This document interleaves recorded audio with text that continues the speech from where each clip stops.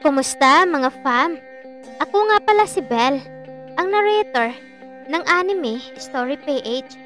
Bago natin simulan ang panibagong love story ni Hanamichi Sakuragi, nais ko lang pong sabihin na ang kwentong ito ay isang fanfiction lamang at wala ito sa original na kwento ng Slam Dunk o manga. At ang writer ng kwentong ito ay si Mariel C. Almoroto na pinamagatang Love at Second Fight.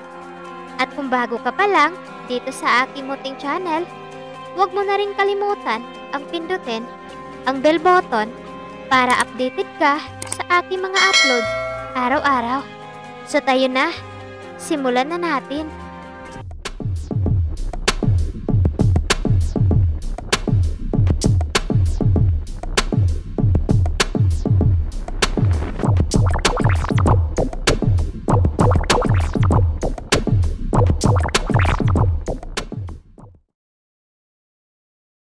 Samantalang, pabalik na sina Hanamichi at Freya sa ruta kung saan pauwi sa lugar nila.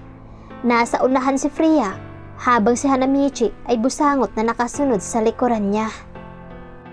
Ate Freya naman, tinawag-tawag mo pa ako. Ipaligsahan lang pala sa pagpipihan ang pagsabay ko sa iyo. Maktol ni Hanamichi habang naglalakad.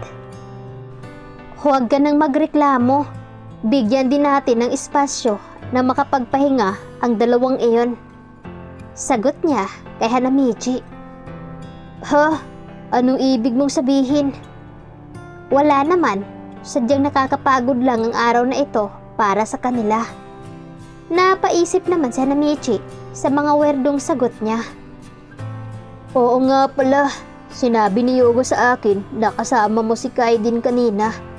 Ano palang meron? Tanong ni Hanamichi kay Freya. Bumuga ng hangin si Freya, sabay sabi. Kahit kailan talaga ang lalaking iyon. Wala naman, patungkol lang kay Saiga ang mga sinabi ko sa kanya. Bakit? Anong meron kay One Eye? Tanong pa ni Hanamichi.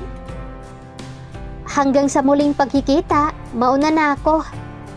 Paalam ni Freya sa kanya at naglakad na palayo sa kantong likuran. Naiwan naman si Hanamichi na walang idea. Kapag siya talagang kasama ko, nagmumukha akong mangmang. Napakamot na lang sa pisngi si Hanamichi. Samantalang, sa bahay ng magkapatid, seryosong nakaupo sa sala, sina Kaiden at Saiga. Wala nang paligoy-ligoy dahil batid na nila pareho ang nangyayari sa kanila. 2 araw na pala ang lumipas. Bakit hindi mo agad sinabi sa akin, kuya? Inis na tanong ni Kaiden sa kanya nakakatandang kapatid. Nagpakita pala sa iyo ang isa sa mga tauhan ng Libonyong Huklubang iyon at tinahimik mo lang. Paano kung dinukot ka ng walang pasabi? Dinala sa matandang iyon. Sabi pa dito ni Kaiden sa kanyang kapatid. Kumalma ka lang, Kai. Oo, totoo yan. At pasensya na kung hindi ko o kaagad sinabi. Isa pa, ang tauhang nagpakita sa akin ay hindi agresibo. Edukado siya kung magsalita. Kutob kong Psycho Common yun. Sagot naman ni Saiga. Wala akong pakialam, Psycho Common o Kumicho-hicho o Shingin pa yan. Huwag lang tayo magkaroon ng koneksyon sa kanila, kuya. Lilipat na naman ba tayo? Aalis na naman ba tayo? Naiiyak na tanong ni Kaiden. Ito rin ang dahilan kung bakit sila umalis sa Yokohama noon.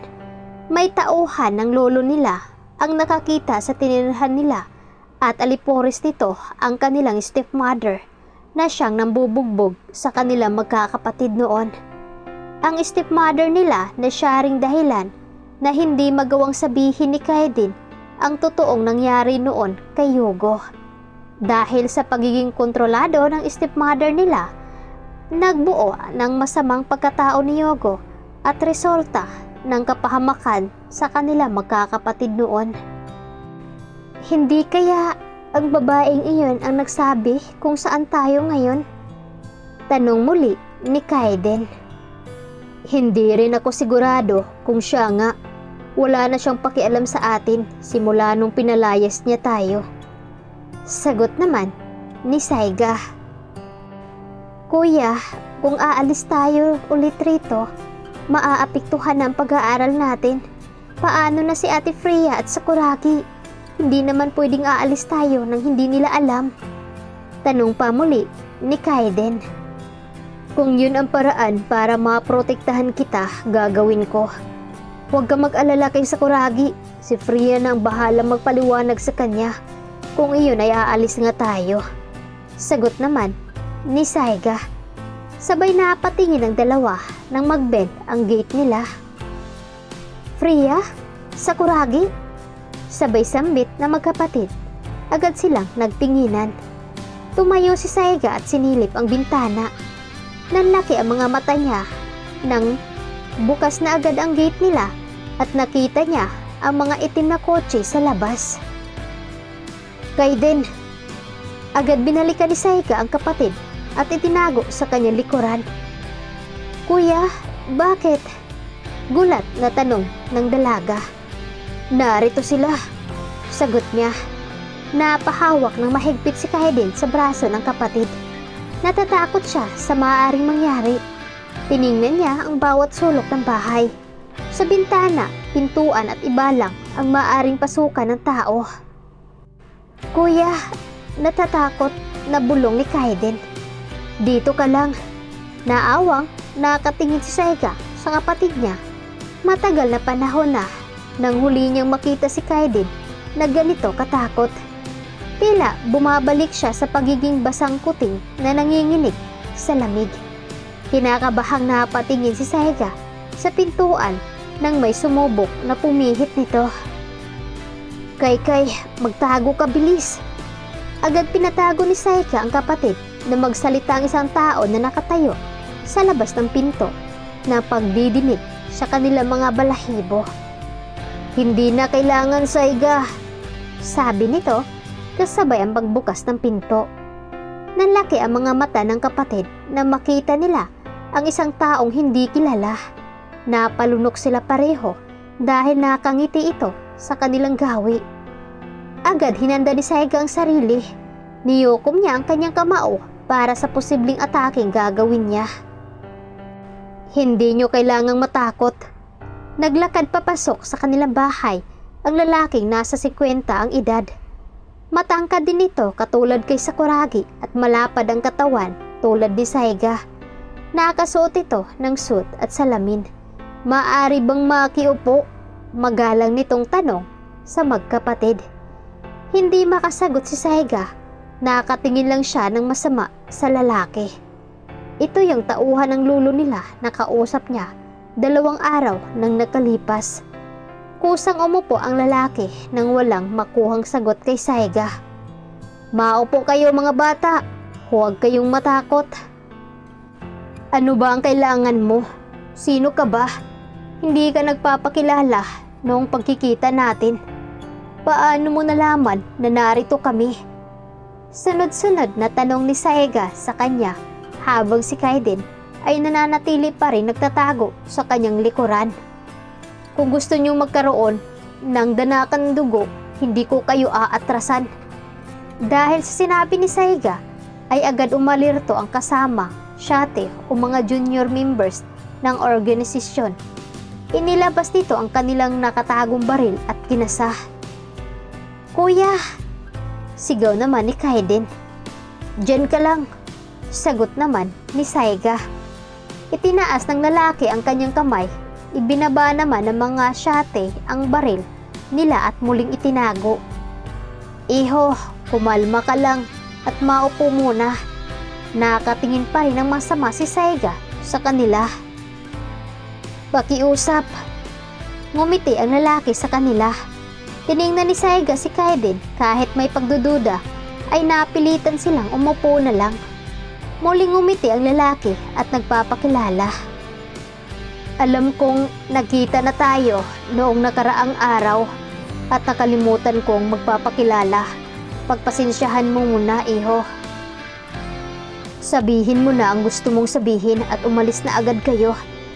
Direktang sagot ni Saiga. Huminga ng malalim ang lalaki. Huminga ng malalim ang lalaki. May pinagmamanahan talaga. Tumikhimo na siya bago nagpapakilala. Ako si Mr. Kusaka Chu, ang kanbo ng Zazumo Clan. Directe under the head boss of organization. Kanbo? Muling tanong ni Saiga. Ako ang kanang kamay ng lolo nyo at narito ako para sa sagot mo sa imbitasyon. Sagot ni Mr. Kusaka. Imbitasyon? Hindi pupunta ang kuya ko sa bahay ng demonyo ngayon. Hinding-hindi. Sagot agad ni Kaiden na parehong kinatingin ng dalawa sa kanya. Bakit hindi nyo na lang kami hayaan? Gusto naming mamuhay ng malaya at hindi nagtatago. Pabayaan nyo na kami. Dagdag pa ni Kaiden. Ano nga kaya ang mangyayari dito kay Kaiden at Saiga? Na ngayon ay nandito pala ang isang tauhan sa kanyang lolo upang kumbinsihin muli na sumama na sa kanila. Kaya ito ang dapat nating aabangan mga fam sa next update natin. Sa muli, maraming salamat sa inyo.